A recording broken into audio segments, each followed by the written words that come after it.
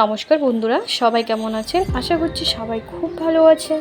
তো আজকে আমি কিভাবে খুব সহজভাবে এবং সহজ পদ্ধতিতে ডিম আলুর কারি বানানো যায় সেটাই দেখাতে যাচ্ছি, যেটা বানানো খুবই সহজ।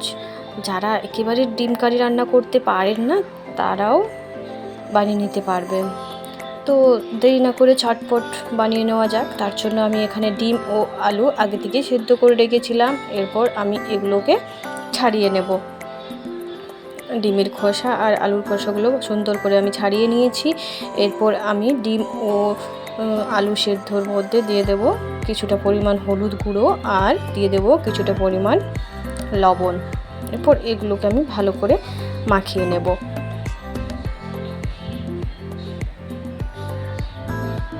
তারপর আমি গ্যাসের উনুনে একটা কড়াই চাপিয়ে দিয়েছি। কড়াইটা বেশ ভালো করে গরম হয়ে এলে তাতে দিয়ে দেবো আমি কিছুটা পরিমাণ সর্ষের তেল। এরপর সর্ষের তেলের মধ্যে আমি সেদ্ধ করে রাখা ডিম, যেগুলো আমি নুন হলুদ মাখিয়ে দিয়েছিলাম, সেগুলো প্রথমে আমি তেলের মধ্যে দিয়ে ভেজে নেব।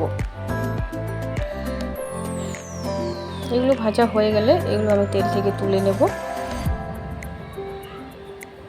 তারপর সেদ্ধ করে রাখা আলু নুন হলুদ মাখিয়ে রেখেছিলাম, সেগুলো আমি তেলের মধ্যে দিয়ে ভেজে নেব। এগুলো ভাজা হয়ে গেলে এগুলো আমি তুলে নেব। এরপর কড়াই থেকে কিছুটা তেল আমি কমিয়ে নেব। এরপর আমি দুটো ডিম এখানে আমার ফেটে গেছিলো, সেগুলোকে আমি প্রথমে ভেজে নেব। যেহেতু ওগুলো ফেটে গেছিলো তার জন্য ওগুলো সেদ্ধ করতে অসুবিধা হতো, বেরিয়ে আসতো, তার জন্য আমি এগুলোকে ভেজে নেব। আর এইভাবে আমি এগুলোকে একটা লম্বা লম্বা করে রোল বানিয়ে নেব।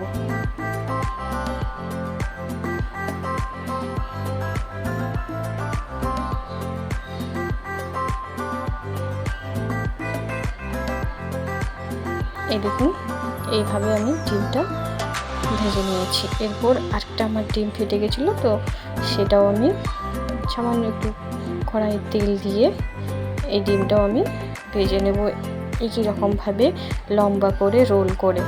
আর এখানে আমি ওপর থেকে একটু নুন দিয়ে দিয়েছি। এই দেখুন, তো আমার ডিমগুলো ভাজা হয়ে গেছে। এরপর আমি এটার মশলাটা রেডি করে নেব।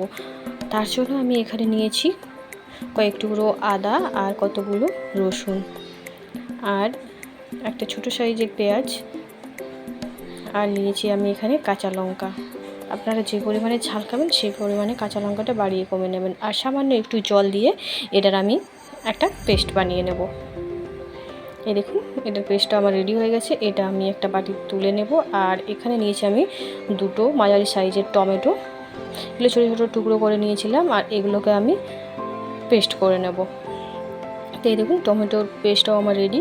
এরপর আবারও আমি কড়াইয়ে চাপিয়ে দিয়েছি গ্যাসের উনুনে। কড়াইটা গরম হয়ে এলে তাতে আমি একটু কিছুটা পরিমাণ সর্ষের তেল দিয়ে দেবো, আর দিয়ে দেবো তেজপাতা আর গোটা গরম মশলা ফোড়নে, আর বেটে রাখা আদা রসুন কাঁচা লঙ্কা পেঁয়াজের পেস্টটা আমি দিয়ে দেবো তেলের মধ্যে।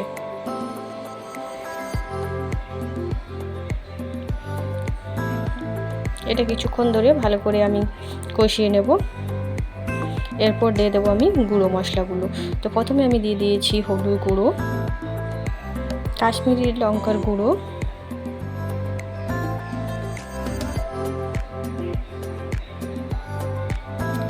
জিরে গুঁড়ো, ধনে গুঁড়ো,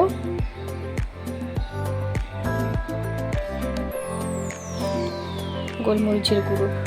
বাস, এই গুঁড়ো মশলাগুলোই আমি দিয়েছি। এরপরে আমি ভালো করে মশলাটা দিয়ে কষিয়ে নেব কিছুক্ষণ। আর এখানে আমি দিয়ে দিয়েছি সামান্য একটু জল। মশলাটা শুকিয়ে এসেছিলো, তার জন্য আমি এখানে একটু জল দিয়ে দিয়েছি।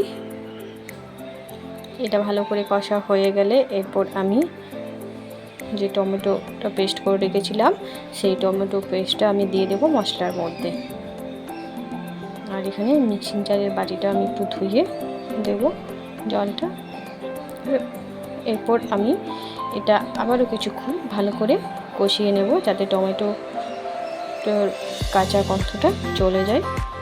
আর একটা খুব সুন্দর কালার চলে এসেছে, দেখতেই পাচ্ছেন। এরপর ভেজে রাখা সেদ্ধ ডিম আর সেদ্ধ আলুগুলো আমি দিয়ে দেব মশলার মধ্যে। এরপর আমি এটা কিছুক্ষণ নাড়াচাড়া করে নেব।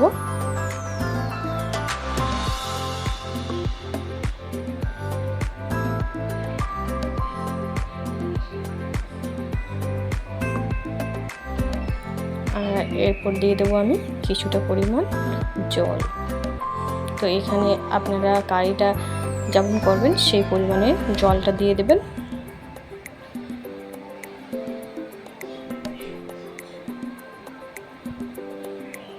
এরপর এটা ফুটে এলে যে ডিমগুলো আমি ভেজে রেখেছিলাম সেগুলো আমি দিয়ে দেবো ঝোলের মধ্যে।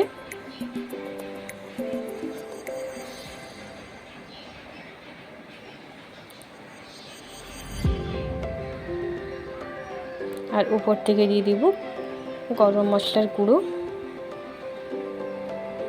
আর ভালো করে নাড়াচাড়া করে এটা আমি নামিয়ে নেব।